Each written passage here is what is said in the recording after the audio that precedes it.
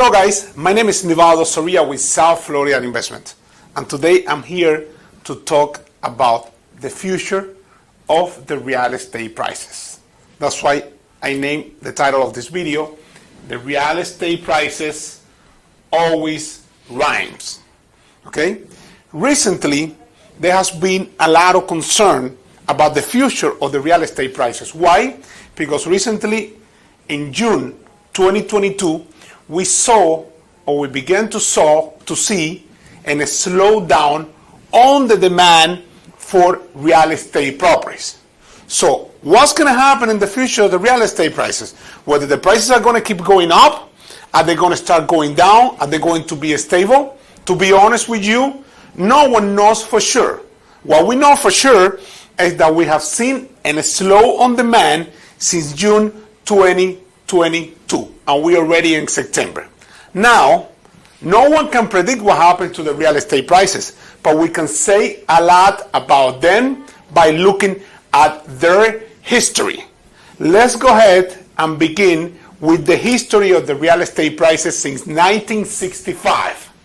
Here we have the median sales price of houses in the United States since the first quarter of 1965 all the way to the second quarter of the year 2022.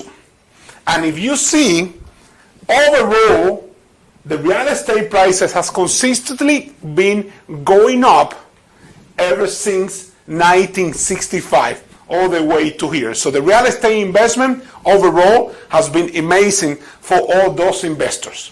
Now, by looking at this history, the last 40 years, the last 60 years, we cannot say anything about the short-term future of the real estate prices. However, to do that, we have to zoom in this graph to the last 20 years of the real estate prices.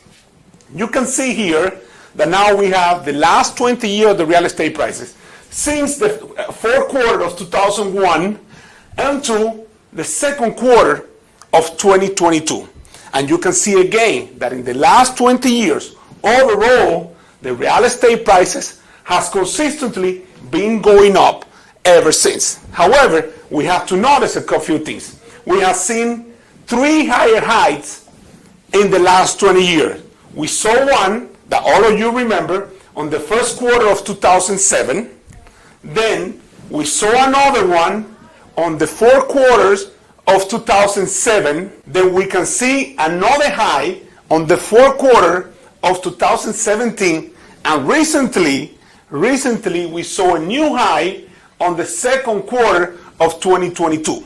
However, we can see lower lows. The first quarter of 2009, everybody remember the crash on 2008, well, the bottom was reached on the quarter one of 2009. And we saw another lower low on the second quarter of 2020 that all of you remember what happened back then. Now, let's take a look at a different graph, same graph, but with the corrections. If we see here, we saw that in the first quarter of 2007, we saw an increase of 33%. And that increase of 33% in the first quarter of 2007, it was followed by a retracement or a correction on prices of 19%. Then we saw a huge decrease here of 62% from the lower low of the quarter of 2009 all the way to the higher high of 2017. We saw an increase of 62%. And it was followed by a correction of 7%. And the last higher high was of 41% since the low of 2020. Now, what does this mean? Okay, does this mean that the real estate prices are going to start going down? Not necessarily. But what I'm looking at this graph is that every time I see a higher high, a big increase on the real estate prices, it's always followed by a correction. We saw it here on 2007, we saw it here in 2017.